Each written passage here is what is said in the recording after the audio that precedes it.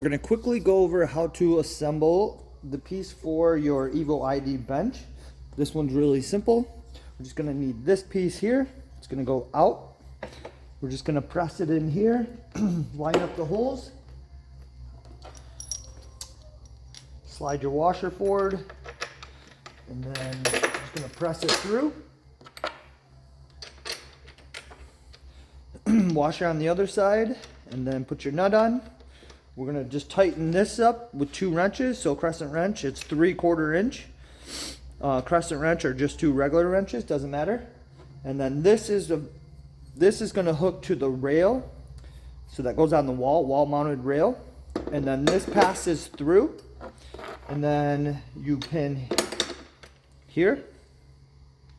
And this pins into the rail itself. So really, really simple build. This is the only piece. In order to fit it in the box, it's got to be disassembled. So slap this in here. Just make sure this outside square is pointed out, and that's all you have to do.